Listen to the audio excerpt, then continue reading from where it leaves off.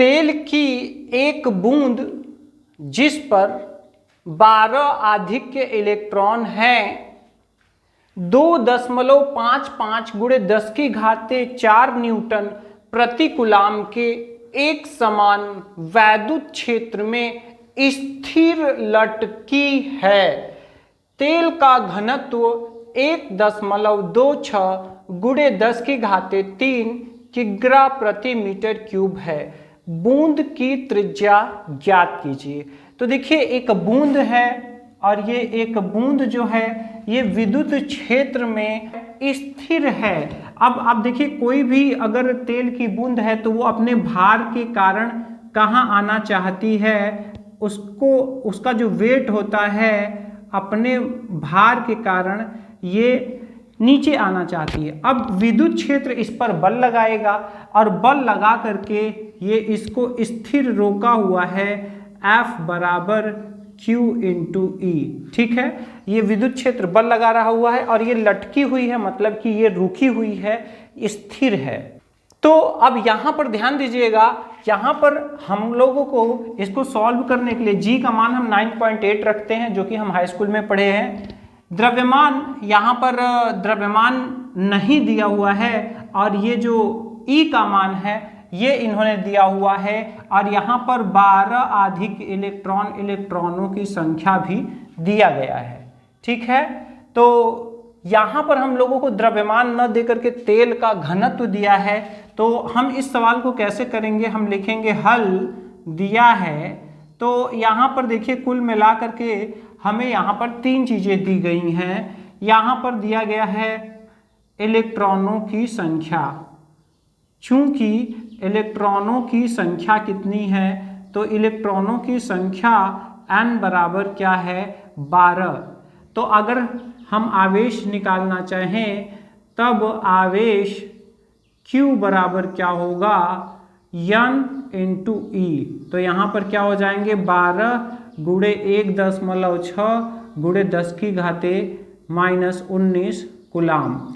ये हमारा क्या हो गया, ये हमारा आवेश हो गया। इसके बाद यहाँ पर वैद्युत क्षेत्र कितना है, तो वैद्युत क्षेत्र E बराबर कितना है 2.55 गुणे 10⁻⁴ न्यूटन प्रति कूलाम।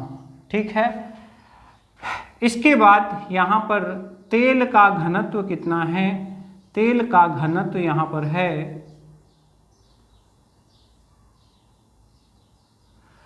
1.26 गुणे 10⁻³ किग्रा प्रति मीटर क्यूब।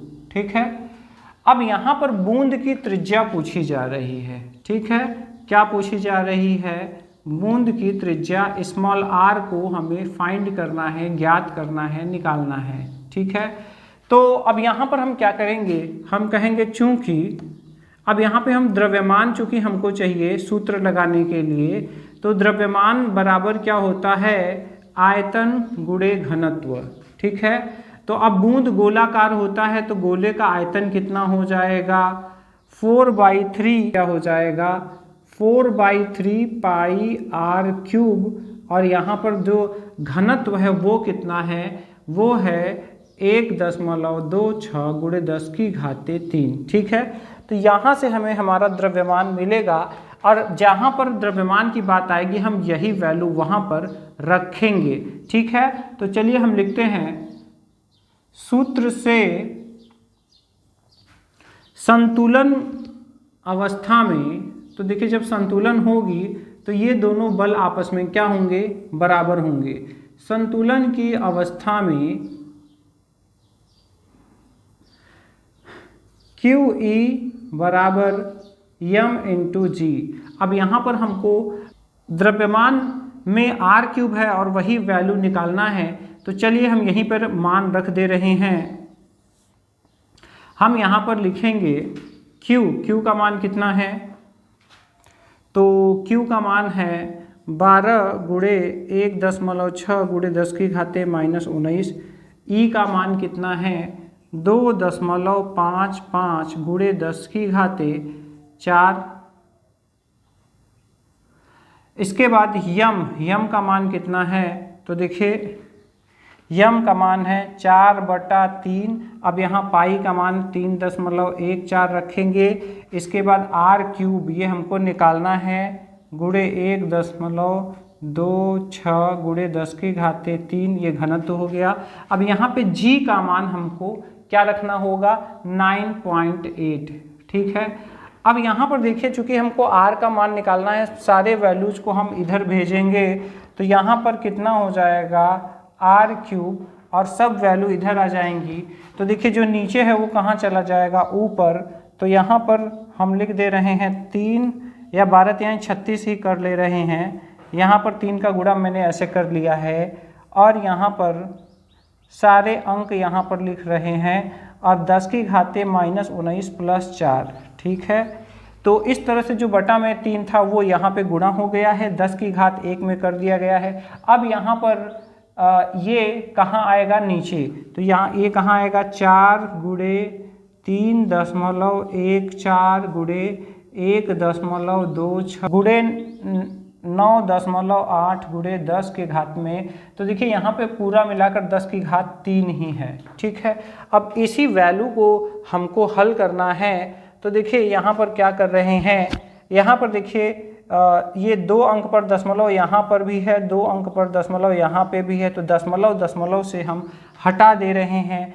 इसके बाद यहाँ पर है 16, तो ये 1 अंक पर दशमलव से 1 अंक पर दशमलव भी हटा दे रहे हैं। अब इसको अगर हम काटें तो देखिए 4 9 36, 9 बार में कट रहा है। इसके बाद यहाँ पर अगर हम इसको भी काटें तो देखिए 3 तिरिका 9, 3 चौका 12 और 3 दूनी 6। ठीक है, अब यहाँ पर ये 3 से फिर से ये 3 से कट रहा है। देखिए 3 1 का 3, 3 चौका 12। ठीक है, तो इस तरह से ये कट चुका है। तो यहाँ पर कुल मिला करके क्या आ रहा है, ठीक है, अगर हम इसको लिखें तो यहाँ पर ये r³ बराबर क्या आएगा। चलिए हम जो इस तरफ बचा हुआ है हम उसको उस तरफ लिख रहे हैं।